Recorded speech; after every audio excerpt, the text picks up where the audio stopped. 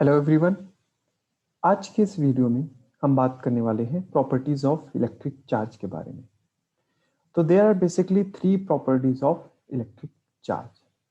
तो इसका सबसे पहला जो प्रॉपर्टी है that is its additive in nature, यानी additivity. And the second property of electric charge is quantization of electric charge, यानी quantization.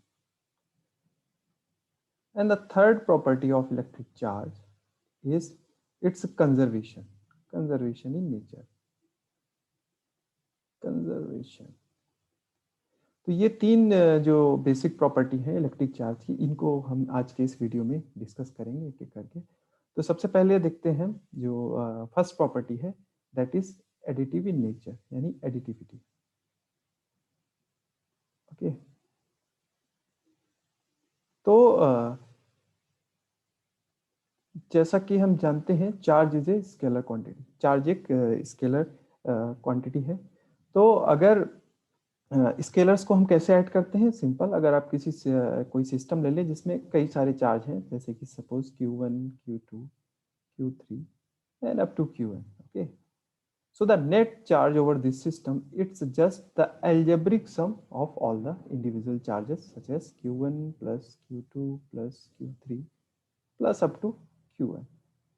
so this is the first property of electric charge। और इसमें हम साइन को भी consider करेंगे। मान लीजिए अगर कोई सिस्टम ले लेते हैं जिसमें कि आपके 4 चार्जेस हैं, suppose I take Q1 is equals to 2 microcoulomb, okay, and here Q2 which is minus 2 microcoulomb, and again here Q3 which has minus 3 microcoulomb। so the net charge, यानी नेट चार्ज होगा इस system का, that is simple the algebraic sum of all these charges, यानी 2 microcoulomb minus 2 microcoulomb and again plus minus का 3 microcoulomb। okay, it's again algebraic sum। okay, so you can see the sign here। ये दोनों तो आपके remove हो जाएंगे। so the net charge over this system is minus 3 microcoulomb। so we can say that the system is negatively charged। so this is the first property of electric charge which we call additivity, यानी additive in nature। okay, so now here we are going to talk about the second property which is quantization of charge, quantization property।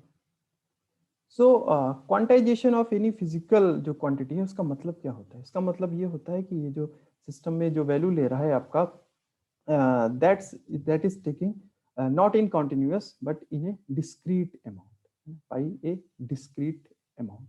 तो इसी को हम बोलते हैं quantization. और charge के case में अगर बात करें तो चार्ज जो वैल्यू लेता है that is take the integral multiple of some value which is e, the integral multiple of some value which is e। here e is the charge of a electron, है ना, या आप that is 1.6 into 10 की power minus 19। अगर इसको positive charge के लिए लेंगे then पॉजिटिव एंड नेगेटिव के लेंगे then it's a negative coulomb। okay, so charge takes value in the integral multiple of this charge, this value which is 1.6 into 10 की power minus 19। here n can take value from 0 to plus minus 1 to plus minus 2 up to any value you can choose, है ना, you can choose any value।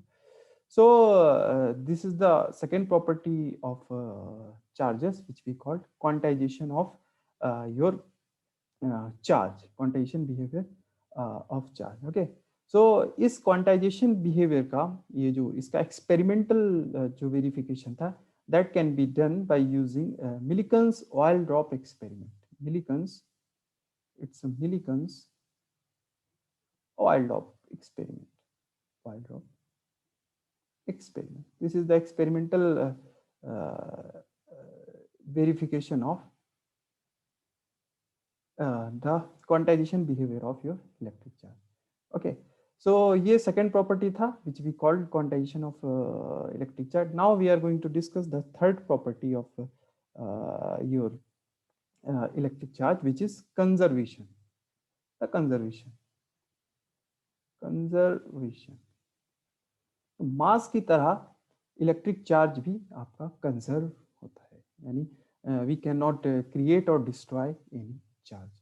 तो charge को हम create नहीं कर सकते या डिस्ट्रॉय नहीं कर सकते। और अगर फिजिकली बात करें तो अगर आप किसी चार्ज को, यानी अगर हम किसी चार्ज मटेरियल को, यानी एक शीट ले लेते हैं, है ना, एक शीट ले लेते हैं, मान लीजिए आप पॉजिटिवली चार्ज शीट ले लेते हैं, इसको हम किसी आइसोलेटेड सिस्टम में रख देते हैं, we put it in a isolated system. Isolated system का मतलब है कि इसमें अब आपका कोई एक्सटर्नल जो चार्ज है वो इंटरेक्ट नहीं कर सकता। So net charge over this sheet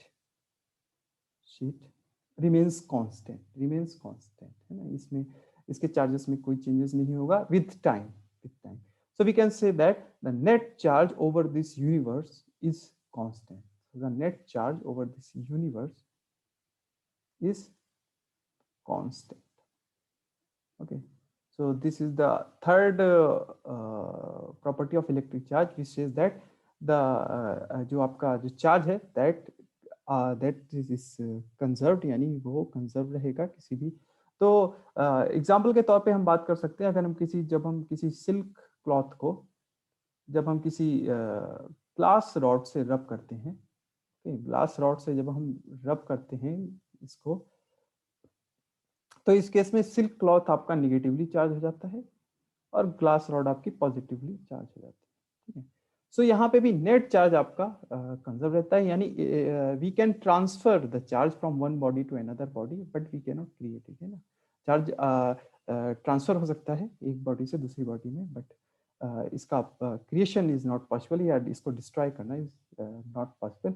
तो यूनिवर्स में जितने भी रिएक्शंस होते हैं, जितने भी रिएक्शंस पॉसिबल हैं, उनमें नेट इलेक्ट्रिक चार्ज हमेशा ही कांस्टेंट कंजर्व रहता है, यानी वो आपका इसमें वेरिएशन नहीं हो सकता, अदरवाइज रिएक्शन पॉसिबल नहीं हो सकती। तो सपोज आप एक रॉक सॉल्ट ले लें, दैट इज NaCl, और इसको आप ब्रेक कर दें आयंस में, so you can see that here the net charge is Na is your positive plus Cl is your negative. सो यहाँ पे भी देखेंगे तो इधर आपका नेट चार्ज इज 0, और यहाँ पे भी राइट हैंड साइड में भी इधर +1 एंड इधर -1। सो द चार्ज आपका इट्स इस constant both side, right hand side and left hand side. तो पार्टिकल फिजिक्स में जितना भी रिएक्शंस होता है उसमें आपका ये जो चार्ज है दैट ऑलवेज कंजर्व।